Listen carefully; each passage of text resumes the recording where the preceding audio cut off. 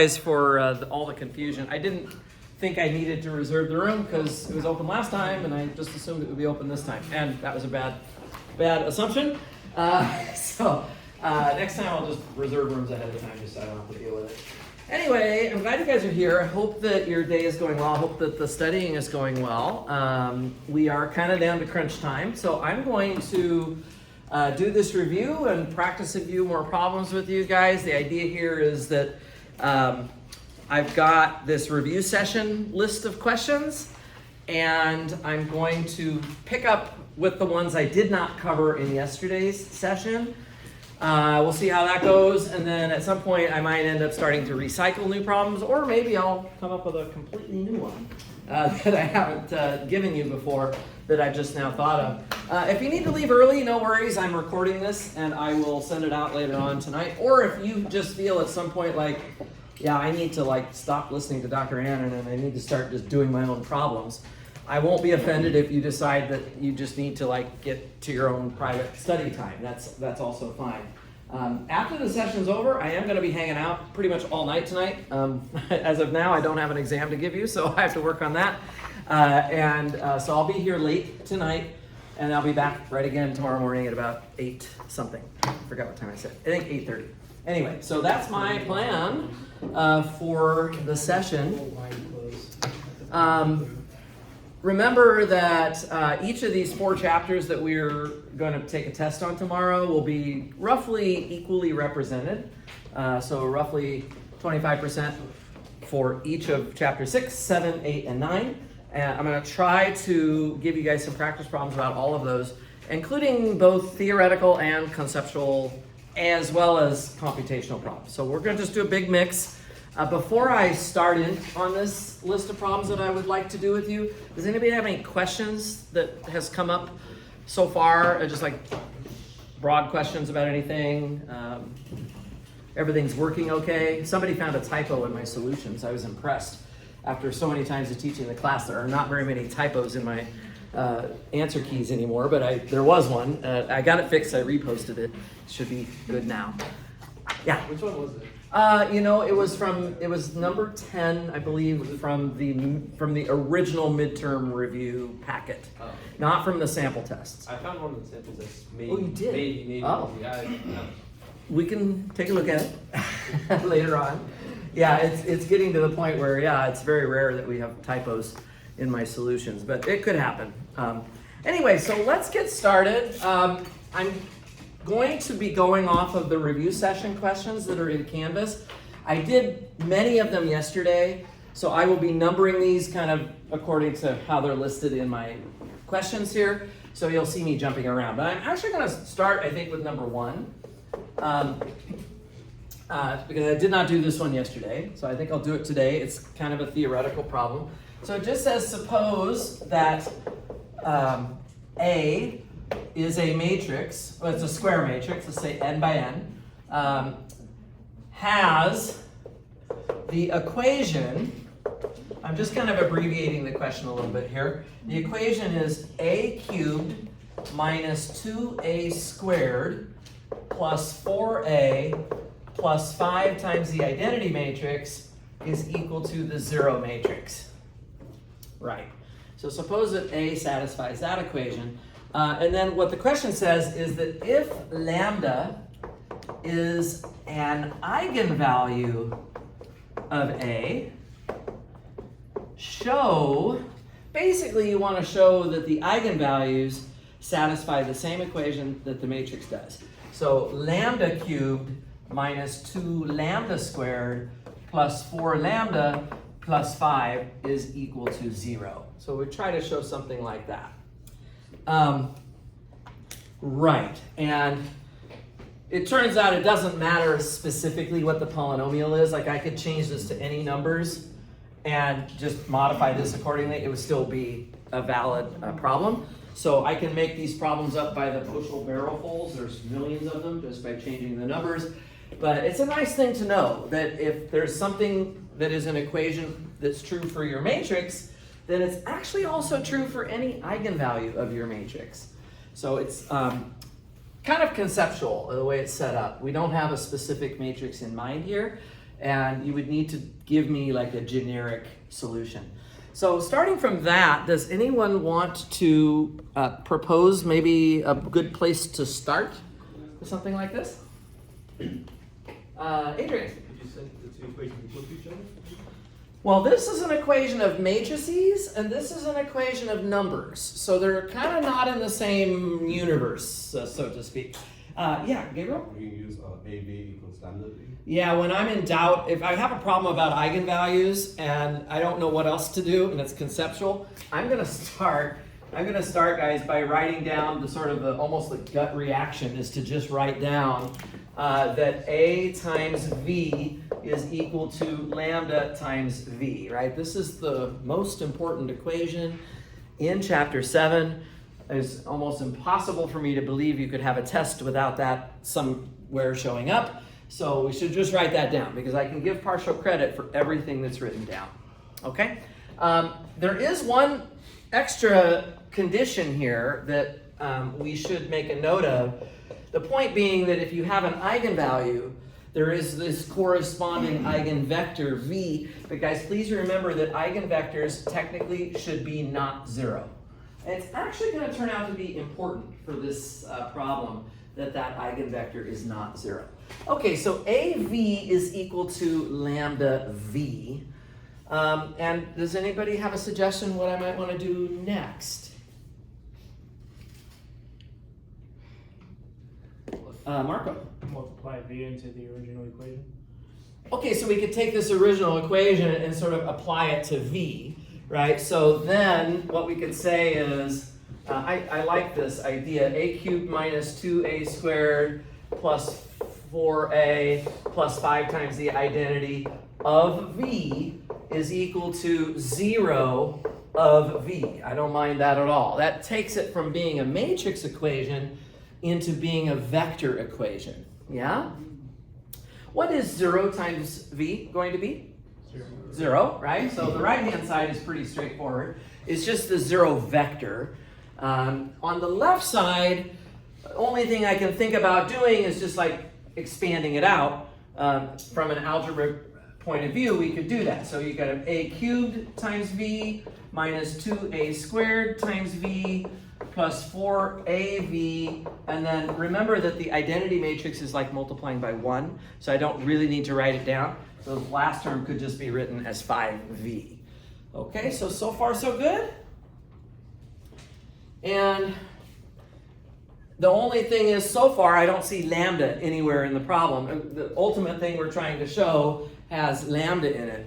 Well, that's kind of where this first equation that we wrote down at the beginning might be useful, yeah? Because this first equation allows me to take AV and change it to lambda V. So I actually do see AV in the work on the left side, actually, in a couple of places. Don't we see that, right? So we have, like here, AV right here would just be lambda V. Just immediately you could change it to a lambda. This one, so actually here's a quick question for you guys. What can I do with a squared V? See, I see the a squared V here. Hey guys, sorry to make you run around the building. Jose? You could separate 1a and then in parentheses have a times b. Actually, on that take-home quiz, there was something kind of like this that you had to do. So it should be kind of fresh in mind if you remember your quiz just that you turned in today, or last night, I guess. So you can just take the AV here and change it to lambda V. I think that's what you mean, right, Jose? Yeah. Yeah, okay. And then what can I do with that? Put the lambda out in front, exactly, because I kind of want to get the A next to the V again. So I just switched the lambda with the A, and so now I have lambda times AV, and then AV turns back into lambda V again, and now I just have 2 lambdas in front of the V, so it's lambda squared of V. Okay, great, so A squared V can be replaced with lambda squared V, and I'm just going to say similarly, A cubed V could be written or changed into lambda cubed V. If you wrote that down on the test similarly, I probably would go for that. That's okay. Because I can see that you know how to do it. and saves a little bit of time not to rederive the whole thing again. But the point behind all of this stuff over here is I want to go back to, this is the main thread of my write-up, and I want to go back now and substitute everything in that I can. So the a cubed v, yeah, that's just lambda cubed v. And the 2 is in front of a squared v, which is just lambda squared v. Okay, and then we have a plus 4, and the AV can be replaced with lambda v. And finally, we just have the last term can be left the same, which is just 5v. And all of it's still equal to 0. I kind of like keeping this 0 over here, because after all, in the thing I'm trying to prove, the right-hand side is just 0. So it's good to have it kind of framed that way. And I'm looking for ideas. What would you like me to do with this last line that we just wrote down? Is there anything that... Yeah, just from an algebra point of view, you look at all these terms, they all have the v in them, right? They all have the v in them. So that's exactly what I would maybe think about doing. Let's just pull out the v on the right side. By the way, I did see, I guess since I just graded these take-home quizzes, I can make a comment. I did see people doing stuff like this on the take-home quiz. There was more than a handful of people doing that.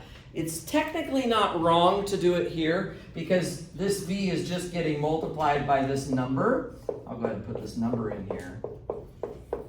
But it makes me a little queasy to see the vector being written on the left.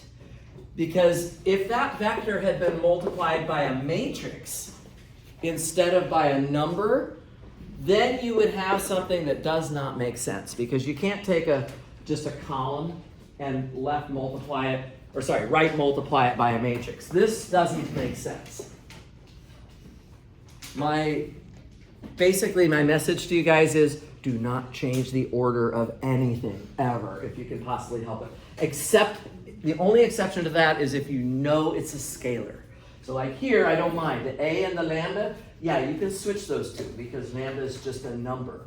But here, it's okay to do this, but it's not recommended because you could get a situation like this and you wouldn't want to be switching this around. You see what I'm saying? So just be careful with that. I would rather see you keep the vector always on the right side. Always on the right side. Okay, now, where do I go from there?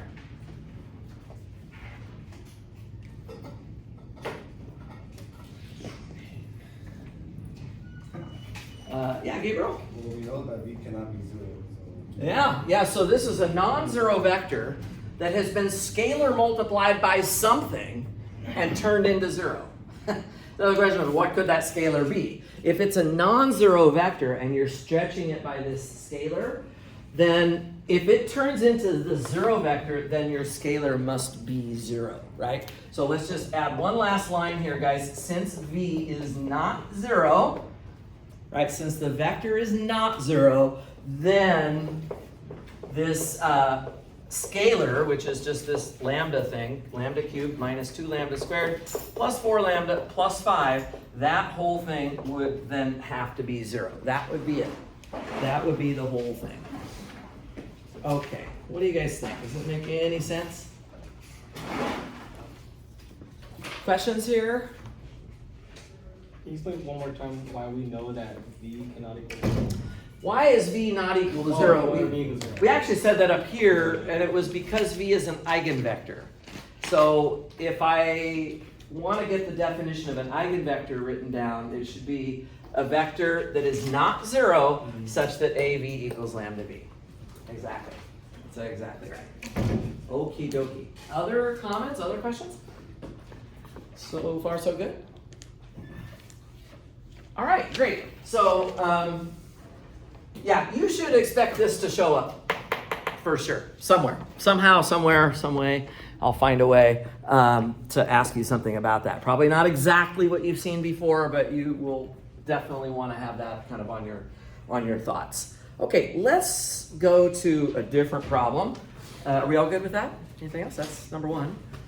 Okay, let's go. I'm going to jump ahead a little bit. I'm going to go to number 5 for now, because these are the ones I did not do yesterday. So number 5 asks us to draw a phase portrait I did not talk about phase portraits yesterday. So draw a phase portrait for the system x prime equals a times x, where capital A is going to be the matrix -6, 1, and then 6 and -5. Okay. So I'm giving you a matrix. Remember, guys, if we do the phase portrait, it has to be a 2 by 2 matrix because you're drawing it in a 2-dimensional plane. So you wouldn't see this question on a 3 by 3 problem. Right. So what do we need to do first, do you think? Right. Almost always the first thing to do is to find the eigenvalues of your matrix. This is not going to be too difficult if it's only a 2 by 2 matrix, so I think we can handle it quickly. I have to do the determinant of A minus lambda I. So this is going to take a little calculation here. It's a 2 by 2 matrix, okay? So I subtract my lambda off of the main diagonal. So -6 minus lambda, and then 1, and then 6 and -5 minus lambda. Okay? And because it's only a 2 by 2, I'm just going to use the standard formula for the determinant of a 2 by 2 matrix. We don't have to do any fancy cofactor expansions here or anything like that. So I'm just going to take, AD minus BC. So -6 minus lambda, -5 minus lambda, and then from that I'm going to subtract 6. This is a quadratic after I multiply it out, so I'm willing to do that without too much of a headache. I'll have a lambda squared plus 11 lambda, and then plus 30, but then minus 6. So if I take 30 and subtract 6, I get 24. And does that factor? Yes. Yeah, I think we can make a lambda here and a lambda here, and 24 can be broken down as 8 times 3. Remember, if it does not factor, actually, let me take that back. It always factors. It's just whether it factors nicely or not, right? So there'll be 2 roots here. This one factors very nicely, and I get lambda equals -8, and I get lambda equals -3, right? So I get something like that. And based on that, what kind of phase portrait would you have? Stable. Exactly. This would be 2 negative lambdas. So this is going to be a sink. So remember, there's 6 different scenarios, right? You could have a saddle. I'll just speak through them. You don't need to don't try to write down as fast as I'm talking, but it's in your notes, so I don't feel too bad about it. The point is, there are 6 different cases. If one of the lambdas is positive and one is negative, it's a saddle. If they're both positive, you have a source. If they're both negative, it's a sink. And if they consist of 2 complex conjugate numbers, a plus and minus bi, then you basically have some kind of a spiral. It's either going outward, or it's going inward, or it's just staying as a circle. The circle would be if there was no real part to the complex eigenvalue. If the real part was positive, then your solution curves are going to spiral outward, and if it's negative, they're going to spiral inward. The point is, you can classify the type of phase portrait you have simply from the eigenvalues. You notice, so far I didn't even find the eigenvectors yet, right? So we haven't really gone that far into it. We already kind of know what this is going to look like. So before I draw the phase portrait, let me try to find the corresponding eigenvectors here. So we could just take them one at a time. -8 and -3. I don't think this is going to be that difficult. The numbers should come out pretty nicely here. So for -8, I have to add 8 to the main diagonal of my matrix. So I'll get 2 and 1, and then I'll get 6 and 3. I'm just adding 8 to the main diagonal. Let's go ahead and wipe off the second row. Remember, the 2 rows will always be multiples of each other when we're finding eigenspaces of 2 by 2 systems. And I can get my eigenvector now. Well, I can just use my little AB trick. I have 2 and 1, so I'm just going to swap them, and I'm going to put a minus on either entry. I guess I'll pick the top entry. So I have -1 and 2, like that. Guys, slow me down if I'm going too fast. Yeah, you need me to re-explain something. Yesterday's review, we had tons of questions coming out the whole entire time, and that's because there's no rush. I'm not in a hurry here. Yeah, go ahead, Oscar. So for the AB trick, we just can choose whichever we want negative? Yeah, so you can flip these two and then choose whichever one you want. The reason you can do that, by the way, is if you put the negative on the other slot, what's the difference between these two vectors? It's just a matter of which way they're pointing. One of them is pointing like that, and the other one is pointing like that. But at the end of the day, you're going to have a C1 in front of this term, and that's a constant that you could use to flip your vector around by just choosing your constant to be negative. So it's absolutely, totally irrelevant which of these you pick. So I just kind of flipped a coin and chose that one. All right, and so there you go. We can get the first solution here, guys. I think I can just fit it right in here. x1 of t, that's going to be e to the -8t times the vector -1 and 2. So we'll make that solution there. We're getting away with not too much writing, actually. It goes pretty fast. These 2x2s are really nice that way. The other eigenvalue is -3. Let's do the null space of A plus 3i for this one. So I have to add 3 to the main diagonal of my matrix this time. If I add 3, I should get -3 and 1, and then 6 and -2. So I added 3 to the main diagonal of this original matrix. Just the diagonal. Okay, so far so good. Again, I'm going to cross off a row that I don't want to think about. With the remaining row, I'm going to use my little AB trick again. I'll swap the two entries. This time I'll put the minus on the -3 just so I can get rid of all the negatives. And I just get the vector 1 and 3. And so my x2 of t is e to the -3t times the vector 1, 3. Yeah, so it would be something like that. So that's the x1 and x2 of t, and from there we could write down the general solution to the system, right? So the general solution would be, right, is just a linear combination of those two boxed solutions, right? So it's just going to be C1 e to the -8t times -1 and 2 plus C2 e to the -3t times the vector 1, 3. This would be the general solution right there.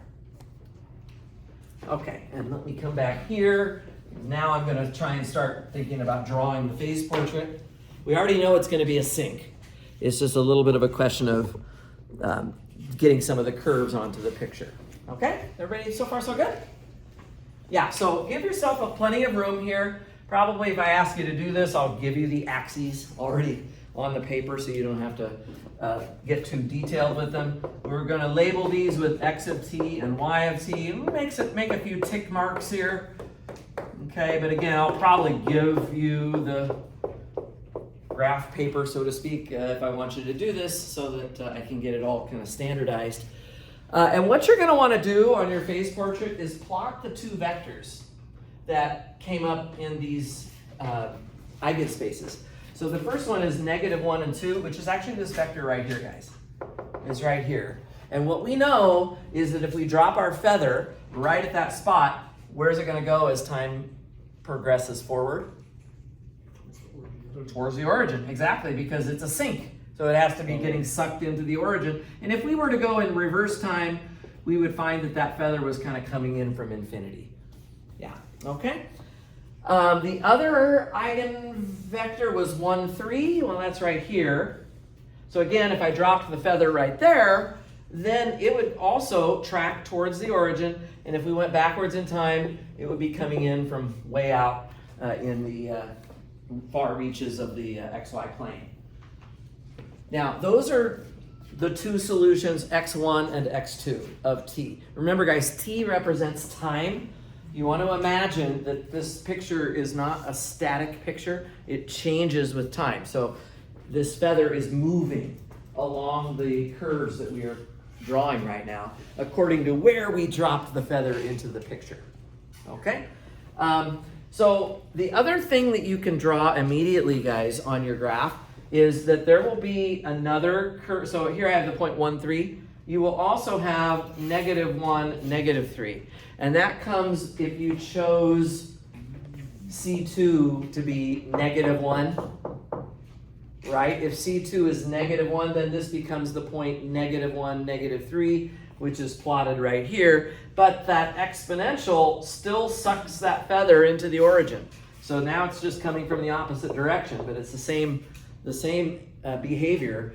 And likewise with the other point, -1, 2, if we throw a minus sign in front of it, we could drop the feather on the other side of the origin, and we would see that it would be also tracking towards the origin according to the same line that we drew before. What you have so far are 4 of the solutions to this system. Of course, there are really infinitely many. If I ask you to draw a face portrait, how many curves are you supposed to draw? Maybe I would tell you, or maybe I would just let you try and get something that you're happy with that has enough curves on it. It's a little bit of an open-ended question. What I do know is that if I drop the feather somewhere else that's not on the X, if I drop the feather that's somewhere else that's not on the X, then I'm going to have effects from both of these terms on the behavior of the feather. So if I start on the X, I'm either just on this arm of the X or I'm on this arm of the X independently, and there's no interaction. But if I drop this feather, say over here, it's not on the curves I have so far, then you're talking about C1 and C2 values that are both not 0. They're creating some kind of linear combination then. And you notice that if that happens, the exponentials are not the same. Like they're moving at different speeds. They are affecting this feather at different speeds. So we're getting into something very complicated. The point is, this feather does not just track straight to the origin. It's not going to, because the weight, the relative weight of these two vectors changes as time goes on. So, but we do know that as t goes to infinity, guys, as t goes to infinity, it is for sure going to ultimately hit the origin. So we don't have enough sophistication, certainly without a computer, to really get a great picture here. So I would just draw a couple of wavy lines to just remind myself that it's really not tracking along a straight line to the origin, but that would be a picture of your sink. Just like that. So there's your face portrait. Yeah. I could also, as a follow-up question, I think I have it here, I could give you an initial value. And if I did that, then you could find the particular solution that goes with that initial value, right? So, sorry, I keep going from right to left over here. Maybe I'll just show that to you really quick. It's super fast. Are there questions though, so far on this? Yeah, go ahead, Catherine. I have a question on how you got the second two. How you get the -1, -3? Like, You talking about over here? on the face portrait. Oh. that you're drawing it. Oh, okay. So how did I get this point Yeah. instead of, like, so this was the original eigenvector 1, 3. Yeah. And so you're wondering, well, how am I picking this point? What I'm doing, actually, I can explain that, I think, pretty quickly. What I'm doing is I'm choosing C1 to be 0 and C2 to be -1. If you look at this box equation here, if C1 is 0 and if C2 is -1, that negative can be thrown into the vector and make the point -1, -3. That then gets scalar multiplied by this dying exponential function, and the feather gets sucked straight towards the origin. That makes sense? Yeah. Yeah, so actually every one of these curves could be labeled with a C1 and a C2. It's like this one would be C1 equals 0, C2 equals 1. This one, negative 1, 2, this one would be C1 equals 1, C2 equals 0. This one coming in from the bottom right, this would be C1 equals negative 1 and C2 equals 0. And every one of these other curves has a C1 and a C2 value, depending on what the initial condition was. Actually, that's kind of the point of what I'm about to ask you about here. So the question I'm going to follow up with is find the solution such that x of 0 is the vector negative 3 and 1.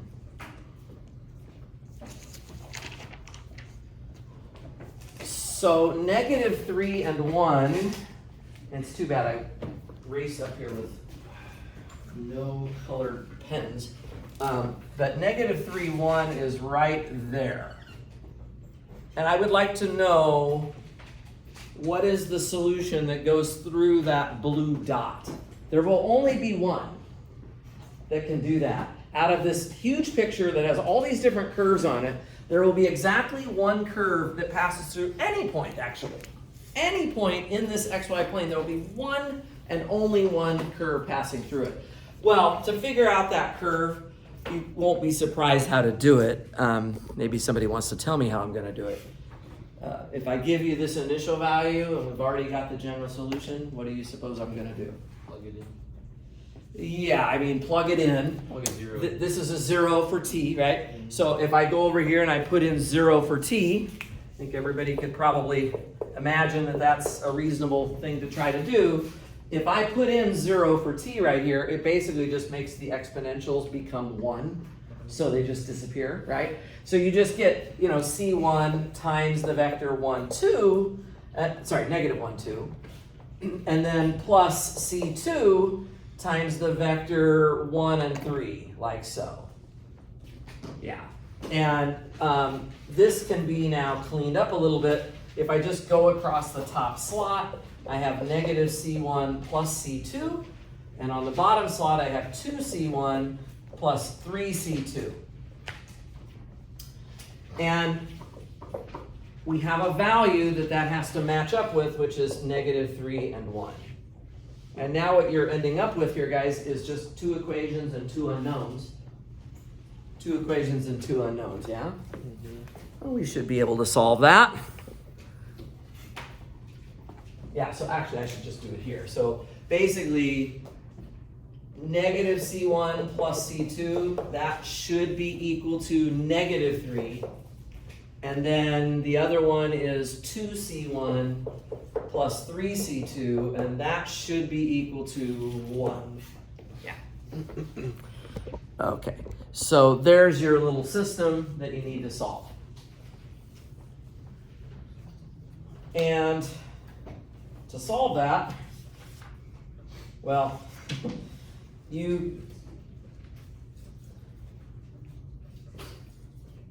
I didn't actually do it in the solution. You can just put this into a matrix to solve it. That would make me so happy.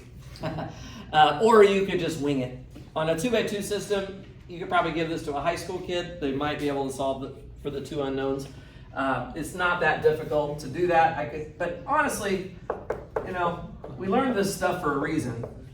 And if we just get these processes into our head, we'll probably do a lot better in the future. So I would probably just take 2 times the first row and add it to the second row. Yeah, so first row stays the same. I take 2 times the first row and add it to the second row. And I get something like that. Oh, these numbers aren't going to be so nice. It's okay. It's okay. So C2, so these are C1 and C2. C2 is going to be 7/5, it looks like. So 5C2 equals 7. So C2 is 7 over 5. And then I have to solve for C1. C1 would be C2 plus 3. We just add 3 to this. So C1, if we add 3 to that, I think it's going to be 22 over 5. So the numbers aren't so nice unless I messed it up. Yeah? Is it supposed to be -3 on the solution sign in the matrix? Oh, yeah, of course. Just checking to see if anybody's paying attention. Yeah, I was like, wait a minute, this isn't so nice. Okay, so let's try that again. This should have been -5 then, right? Sorry, so 2 times this row added to the second row. Yeah, -6 plus 1 would be -5. Oh, this is much nicer. Thank you. Yeah, so I like this a whole lot better. C2 is actually -1 based on the second row. And if C2 is equal to -1, then I can solve for C1 by just adding 3 to that. So C1 should be 2. You can always check me on that, but I'm pretty sure I have it right. And so my final particular solution would just be this general solution with those 2 numbers plugged in for C1 and C2, right? So I could definitely do that. That would basically give us the final answer then, right? So I'll just write it here. The particular solution would be 2e to the -8t times -1 and 2 minus e to the -3t times the vector 1 and 3. Yeah. So this blue dot is sitting here. It's a combination. It's some kind of a weighted linear combination of the 2 eigenvectors that we had already found. And as time goes on, this blue dot is going to feel the effects of these 2 terms differently because they are different exponentials. So my point being, it's too difficult to try to actually draw the curve and get it exactly right without using a calculator or something. So far, so good? Any questions on that? So far, so good. Okay, great. In that case, let's go to something else. Trying to figure out where else I need to go. I've gone through a lot of this stuff already. I think I will do number 7 next. And number 7 is mostly just a question to make sure you know what it's asking. It's not terribly hard. So come over here, we'll do number 7. Number 7 says, number 7, let L, okay, I'm switching chapters again. Let L be equal to -d squared plus 2d minus 1. And the question is, so let's let y be equal to x e to the x. And the question is y an element of the kernel of L? That's kind of combining the linear transformations concepts with the differential equations, right? So we're in that situation. So it's just a question, is that function in the kernel of L? We've had homework problems just like this back in chapter 8. What would you like me to do to solve this? Take the first and the second derivative, respectively, of y. Okay, we're going to take derivatives of y, and then what are we ultimately going to do? You're going to plug it into L. Plug it into L and see if we get 0. 0. Couldn't have said it better myself, right? You're just taking L of y, and you just want to see if it equals 0. So if you get something like this, that's exactly what you want. So in other words, i.e.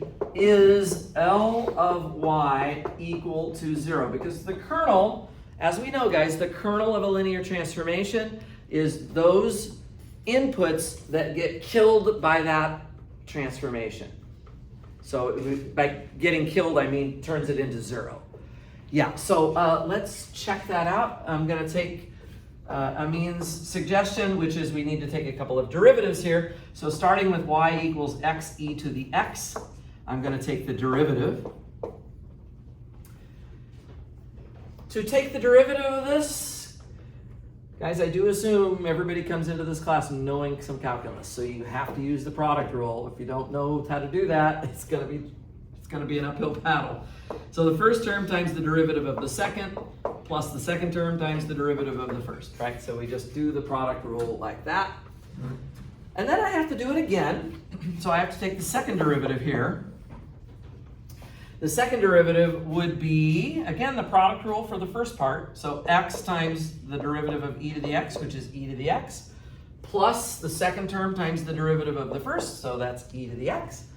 And then plus the derivative of the e to the x on the end, which is actually just e to the x again. And so this one's worth simplifying slightly. X e to the x plus 2 e to the x is what we actually have there for that second derivative. Okay, so I have calculated two derivatives of my y, and now we're going to calculate L of y. So now we get to we've done all the grunge work to get set up for this. Now I have to actually just plug it in and check it. So let's just check L of y. I want to see, does it equal 0? Does it equal 0? So L of y, let's put in what L is. It's negative d squared plus 2d minus 1 of y. So this is the d notation.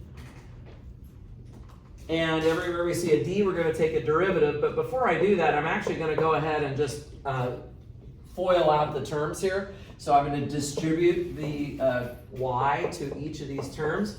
Anytime I see a d, it just turns it into a derivative. So if I have a negative d squared, it means I'm taking negative of 2 derivatives of y, and then plus 2 times d of y, which is just 2 times y prime, and then minus y on the end of that.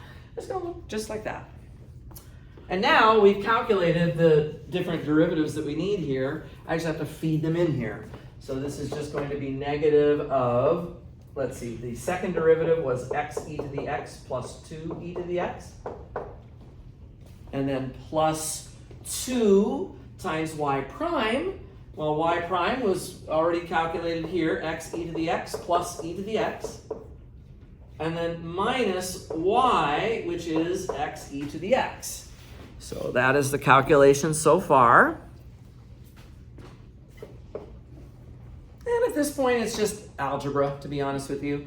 I just have to expand this all the way up. So negative x e to the x minus 2 e to the x plus 2x e to the x plus 2 e to the x, and then minus x e to the x. You just have to write all of that down, and then we're going to stare at it for a minute and see if it's equal to 0. We want to see if that's equal to 0 for the kernel. Right.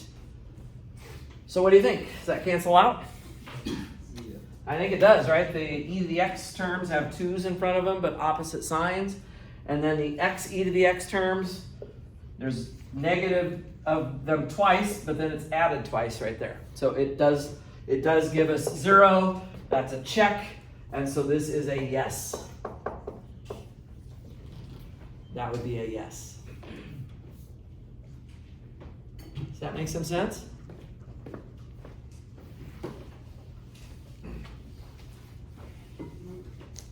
Questions on that? Actually, this problem was sort of pulled from a section before we learned how to solve higher order differential equations. Let's imagine for a second, I'm just going to do a follow-up with you. Let's imagine for a second I didn't give you this. And all I gave you was, here's my differential equation, and I asked you to, so just as a quick follow-up before I go on, this will only take a second. If I ask you to solve L of y equals 0 with that same L, it's the same L, so in other words, you're just, for the solution, you're just looking at, negative d squared plus 2d minus 1 of y equals 0. How are you going to tackle that?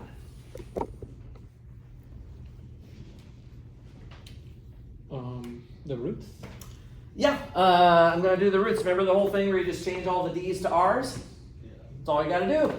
Change all the d's to r's, you get your equation here. What is this equation called, by the way? Auxiliary. The auxiliary equation, exactly. And this, we can pull out a minus. I just like to, it's easier to factor it for me if I have the negative pulled all the way out of it. And that is just r minus 1 quantity squared. You could obviously use the quadratic formula if you wanted to get those roots. But my point being that the roots here, guys, are 1 and 1. Those are the roots of that system. 1 and 1. And so if I have that, then, well, we know all things about writing down the general solution in this case. We know how to handle repeats. We know how to handle complex numbers. We know how to write down the general linear combination, yeah? All of that, I hope, is familiar. The general solution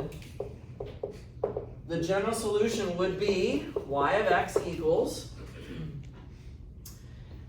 let's see, for the root r equals 1, what would be the first term here, guys? C1 times e to the x, awesome. And then what would be the second term? C2x e to the x, that's the general solution. What it means, guys, is that every solution to this differential equation is captured here in this sort of infinite family. Why is it infinite? Well, because C1 and C2 could be any numbers, right? And in fact, if you choose C1 to be 0 and C2 to be 1, you get exactly the one that I presented to you in the problem we were solving before. So x e to the x is one of the solutions in that general solution. And so knowing that, we already would have known that, oh, of course, x e to the x is a solution because I see it sitting here as a basis solution in the general solution. Yeah, so it makes life really easy. We obviously know how to solve the system now, so we don't have to work as hard at this. We can just go through this process here. Yeah, it's not too bad. Really not too bad at all. Okay. I'm going to change gears a little bit unless there's a question on this one. So then to answer this question, we would stop at the general solution? Yeah, if I say solve the differential equation, I'm asking for the general solution. Yeah, absolutely. Mm-hmm. Yeah, okay, any other questions so far? Okay, I'm gonna change gears completely. I wanna talk about linear transformations for a little while, because that definitely goes back to stuff that was a long time ago. It's like the oldest material we have to get ready for on this exam. So this is going to go to number 10 on the review sheet, if you're following along.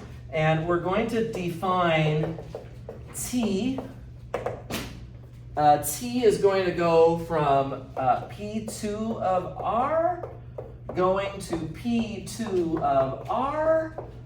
And I'm going to give you a formula for T.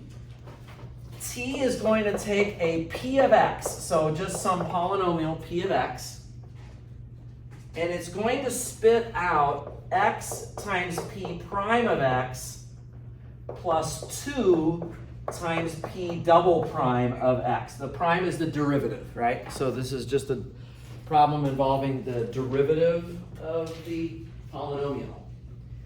And the question is going to ask us to find bases for the kernel and range. Okay, so find bases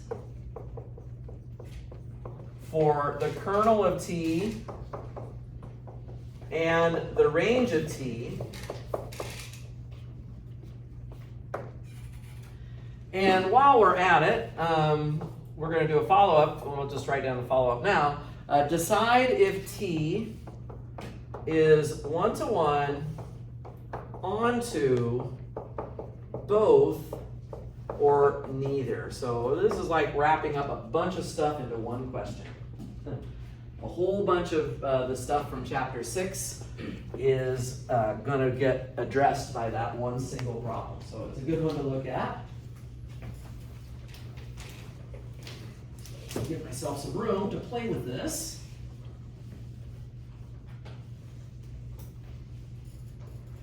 Okay. Actually, I get maybe scared or overwhelmed by the whole question, but I do know something about the one-to-one, onto, both, or neither, because you can actually get some good headway on that just by glancing at the problem. Does anybody know, for this particular example, out of these 4 choices in this kind of a multiple choice down here, can we cross off 2 of the wrong answers immediately? Which 2, Ryan? Both or cross off 1-to-1 and onto. Right, and the reason for that is You that, can use the dimension equal to each other. right, if I look at my V and my W, right, if I look at the 2 vector spaces, maybe I should write this down just because we haven't had it written down for a while. Guys, if the dimension of V is bigger than the dimension of W, you will want to know this. This little 3-part set of facts. It's already in your notes, but just to really hammer it home. If V is bigger than W, then T cannot be 1-to-1. It cannot be. If the dimension of V is smaller than the dimension of W, then T cannot be onto. I'll review what 1-to-1 and onto means in just a minute, but I just want to get these facts on the board. And then the dimension of V equals the dimension of W, then T cannot be one without the other. So in other words, T is both or neither. I said it in my review yesterday. I'll just repeat myself again today. Neither is always an option. It's always on the table for every problem. It could be that the answer is neither. So we've got to be a little careful about that. Okay. Anyway, so in this case, we are kind of in the third row here. The dimension of V does equal the dimension of W. They're both dimension 3, actually, right? P2 of R is 3-dimensional. So this one is both or neither, and that's why Ryan told me to cross off the 1-to-1 and the onto individually. It cannot be one without the other. Okay. Let's come back to the issue of both or neither in a minute. I want to kind of get back to looking at the kernel and the range, which is really the crux of the problem right now. Let me remind you, so everybody's going to want to know about this kernel. The kernel of T, this is the vectors in V, so little v and capital V, that get transformed to 0. So it's those inputs that become 0. They become 0 after you transform them. Okay? So let's just start with that for the time being. It's a subspace of V. So by the way, the dimension of this kernel in this problem is going to be somewhere between 0 and 3. 3 is the dimension of V, so the kernel will be somewhere between 0 and 3 in terms of its dimension, and we are going to figure that out, I think, as we go along here. So this T of V equals 0 is kind of your main starting point for your calculation. So I have to set this transformation. I kind of lost my formula here. This is the formula that we're given. I have to basically set this equal to 0. So in this case, T of P of X is equal to 0. And my goal is to solve for P of X. Well, I can put in the formula here, which was given to me, and I'm sort of setting that thing equal to 0. Take care. I'm sort of setting that thing equal to 0. And my goal is to actually solve for P of X now. I have to solve this thing for P of X. Any thoughts on how to do that?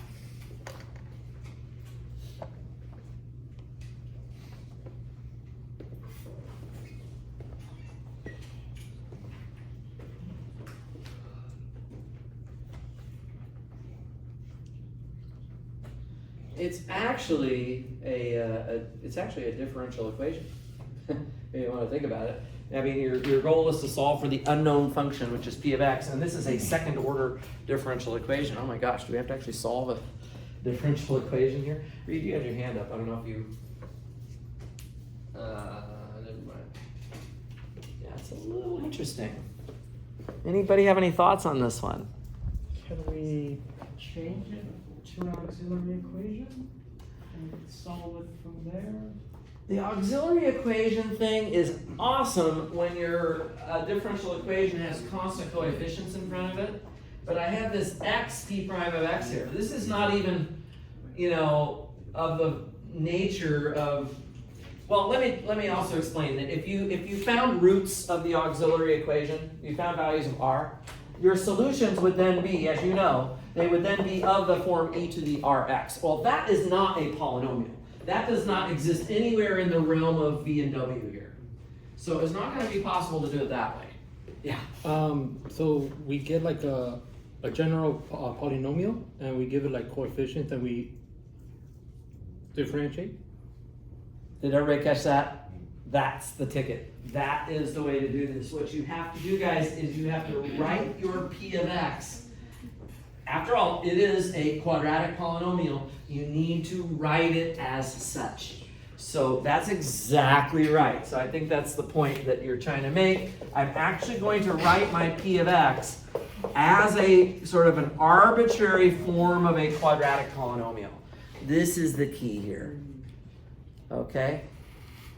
That's going to be the key. So we're going to do that. And of course, if I do that, then it'll be easy to take derivatives of it. I need to take a couple of derivatives of it over here, I believe. So I can go right into it. Let's take the first derivative of ax squared plus bx plus c, and we'll get like 2ax plus b. And then I can take a second derivative, and I get just 2a. And from there, I can plug in these derivatives into the left side here, right? So I'm going to take, what is that? X times the p prime of x, which was 2ax plus b. And then what does that say over there? Plus 2 times p double prime of x, which is 2a. And that is all still equal to 0. That is all still equal to 0 on the right-hand side. Okay, so this is the game plan. We actually have this equation which we can solve out. Let's actually multiply this out a little bit. 2ax squared plus bx plus 4a is equal to 0. If I did that right. Okay. So let's just kind of review. We're trying to solve for the kernel of t, which means I need to find p of x. The form of p of x has already been written down here at the beginning, but the issue is, well, what are a, b, and c? Well, now I have sort of figured out a condition about a, b, and c right here. When I say that this is equal to 0, I want to be really clear, that is not the number 0, that is the quadratic polynomial 0. It is actually 0x squared plus 0x plus 0. If I want to think of it as a vector in P2 of R, that's the way I should be thinking about it. You guys with me? And now I can look at balancing this equation, the left side and the right side. Yeah, the coefficients, they better match. They better match, right, guys? 2a had better match with 0. And b had better match with 0. And 4a had better match with 0. All of those things have to be true. So what are we getting out of all this? A equals B equals 0. A is 0 and b is 0. Absolutely. Absolutely true. So for my kernel of t, I'm looking at polynomials that have no x squared term and no x term. The only thing that is still in play is the c. And that's because the c never shows up in these calculations down here.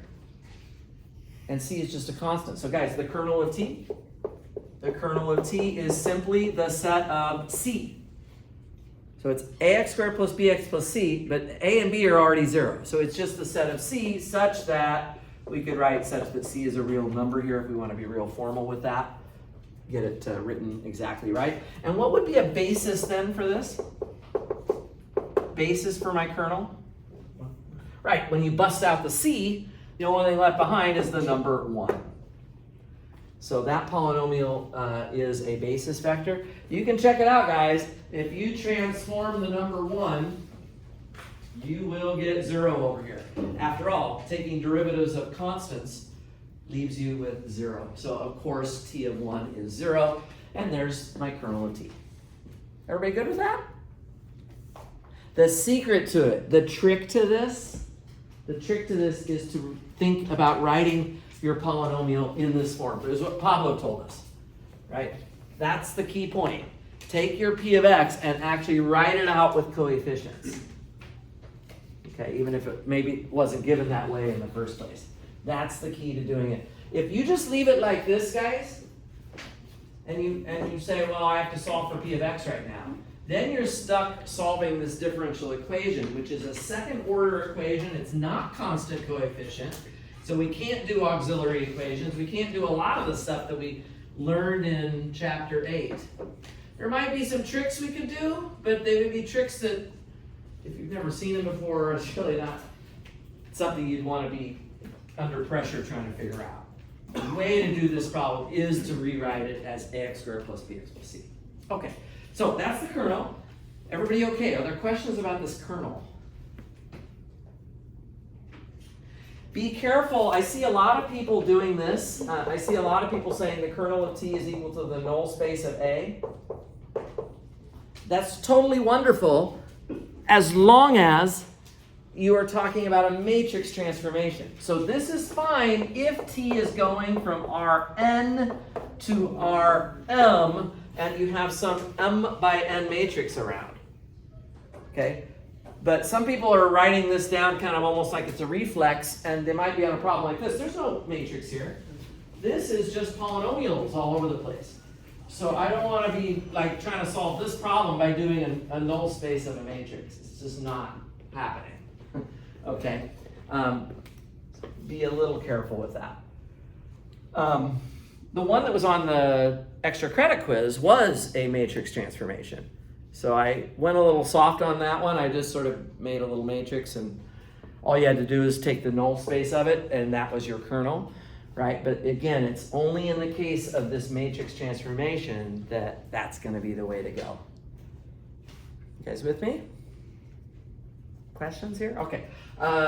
Let's talk about the range a little bit. Range of t.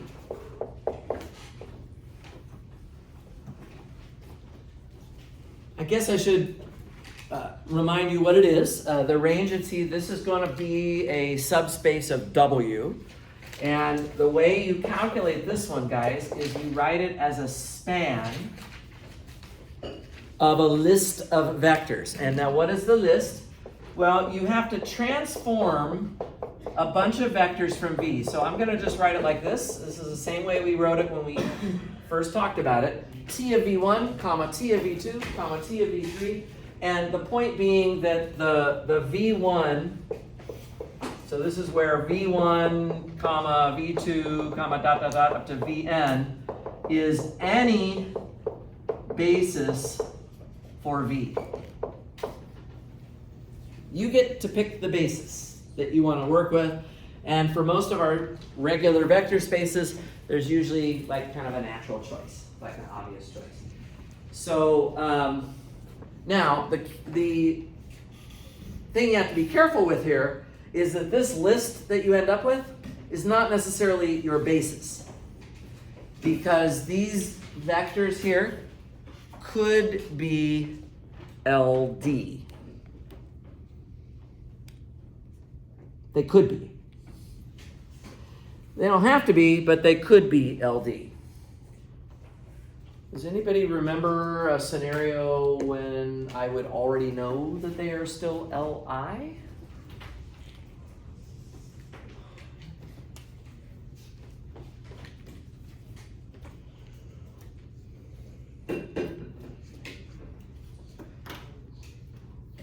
Anybody want to confess to having been at my review session yesterday?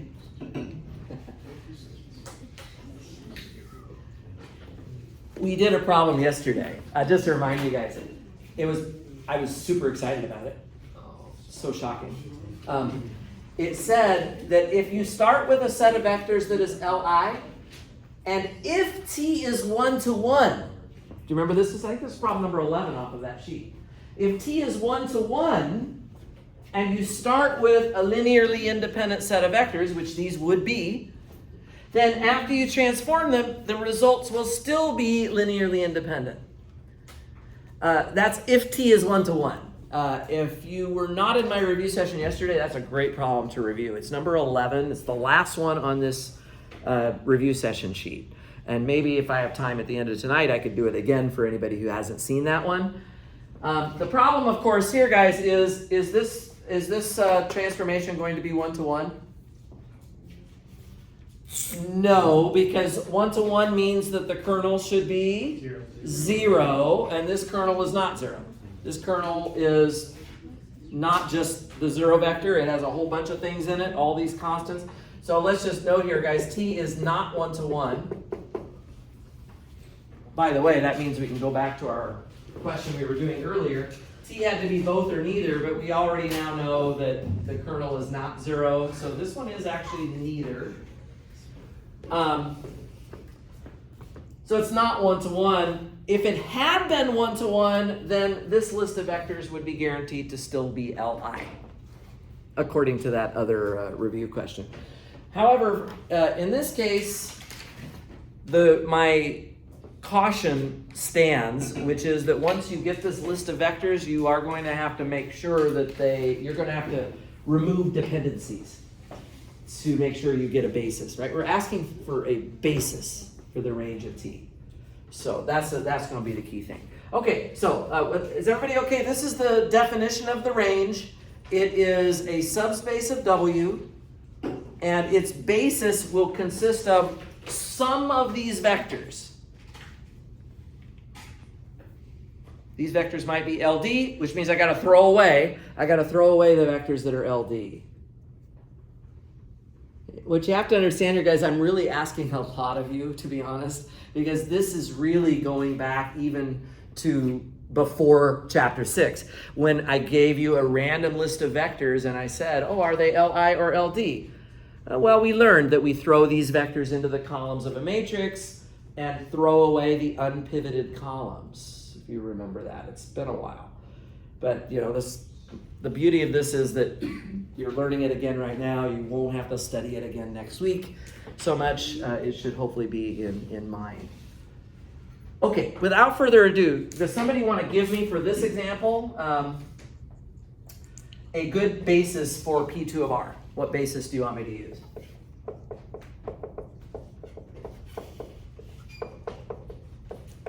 Basis for V? Anybody got one for me? P2 of R? Jose? Could we use 100? 100 is not a polynomial. I need polynomials here. Dante? 1x squared. I love it. 1x and x squared. Those are polynomials, and that's really the standard basis for the polynomials. Just take powers of x. Just take powers of x. Okay? So my range of t, if I've got that basis, I can now start calculating it. I'm going to take the span of t of 1, t of x, and t of x squared. Right? So we're going to transform that basis and make a list of what we end up with here. Okay? So the first thing is to just get the definition written down correctly. Remember, guys, every single line that you write down is worth partial credit as you're going along here. So don't just punt on a problem completely just because you're not sure you can get all the way to the end of it. Also, you don't have to see all the way to the end of it right when you start. Just take it one step at a time, just 1 foot in front of the next, and each step you take is a step closer to getting to the answer. Okay?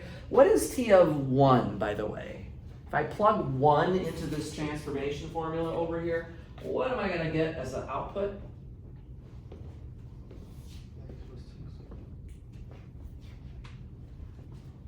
almost a trick question.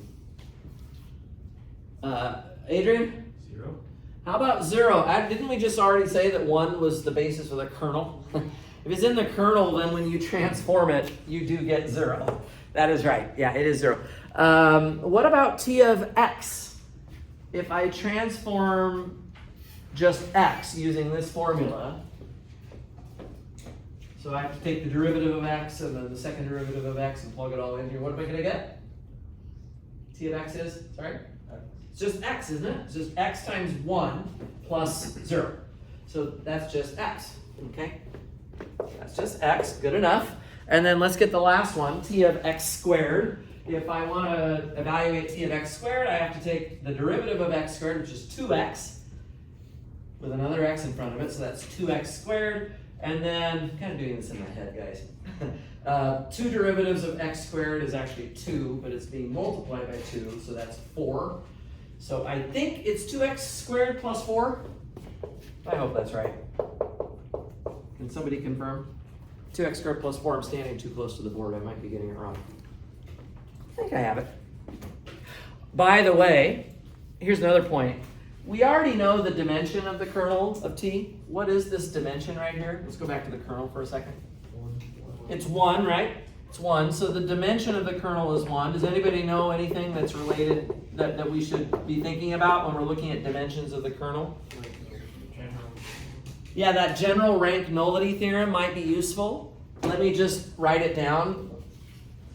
This is one that we did like 7 or 8 examples of this, so you've got lots to look at if you need to. This is the one that says the dimension of the kernel of t plus the dimension of the range of t adds up to the dimension of v, right? And so on this problem, v is just p2 of r, and that has a dimension of 3. Right? We just said the dimension of the kernel is 1. So we can figure out the dimension of the range before we even calculate it, right? Just put the number in the box. And because it's 2-dimensional, it's kind of nice to know that, because then when you look at your list here, you can say, well, how many things do I have? Oh, I have 3 things here? That's too many, right? The dimension should only be 2. That means I have to throw something away. I bet you know which thing I'm going to throw away. If you weren't sure about that, though, if you did not know which vector, you can't just haphazardly throw vectors away, right? You can't just randomly just toss aside whatever you want. You have to be a little careful. The way you would normally do your LI test, this is what I was talking about, it goes back to, actually to chapter 4. You would take each of these vectors and lay them into the columns of a matrix. And this first vector, although it looks like the number 0, it's actually the polynomial 0. It has no constant term, no x term, and no x squared term. And then the second vector has no constant term, 1 x term, and no x squared term. The third one has a constant term of 4, no x term, and then 2x squared. So if you weren't sure what to throw away, this is how you would do your LI test. You would augment it with a column of zeros, and you would need to get this into row echelon form. I can see that the first and third rows are just multiples of each other. Maybe I cross off that. Here's a pivot, and the first column is the unpivoted column. It's always the unpivoted columns that we need to remove. So, in other words, if I didn't have this first column, then I would not have had a linear dependency. So I come back over here and I get rid of the first vector. You already knew I was going to get rid of that, but in a harder example where it wasn't obvious what to throw away, this is how you would figure that out. And now you see that you have these two. And again, in a harder example, it might not be obvious that these are Li. But if you've done your whole matrix thing, you'll know that they are. Actually, even better than that, you know the dimension is supposed to be 2. So if you have 2 things left, they have to be the basis that you're looking for. in this case, it's obvious that these are Li. They are not scalar multiples of one another. Marco. Simply because of the kernel code we just told, came to the conclusion that 0 was going to be not the span either way. Based on the kernel, yeah, that's right. I mean, we know that, well, the 0 vector is always LD. You would never spend $1,000 on the 0 vector, so it's kind of obvious that you want to get rid of that one. Not sure if that was what your point was. Because C and T of 1 are like in the same category, so to say. So the fact that there's kernel right here means that we take it out of the span. Yeah, that is true, because one of the vectors that's in your list came from T of 1, which was in the kernel. You could do that. Yeah, you could do that. It's not always going to be set up like that, but yeah, in this case, you definitely could do that. So this is your basis right here, guys. It's two-dimensional. These two vectors right there, that is your basis for your range of T. So your rank nullity theorem is a 1 plus a 2 adds up to 3. Right. Good deal. Is that clear to everybody? Any questions on this? When testing for Li, are we ever going to throw away a vector that's not the 0 vector? Yeah, see, that could happen.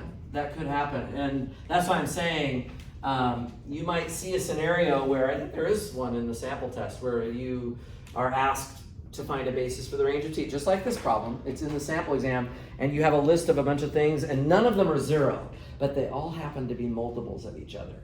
So you're like, oh, well, I can throw away anything that's multiples of a different vector. But if you just want to have the foolproof way, if you don't want to be like grasping at straws, and you don't want to be like guessing, well, I think this is what I should throw away, or it looks like it's a multiple of that, or whatever. The foolproof way to get the linearly independent set correct is to do this process right here. Right here, yeah. And remember, guys, if you have more than 2 vectors, if you have 3 or more vectors, you can't even tell if they're Li based only on whether they're scalar multiples. The vectors could be LD even if none of them are scalar multiples of each other. So you got to be real careful as you have more and more vectors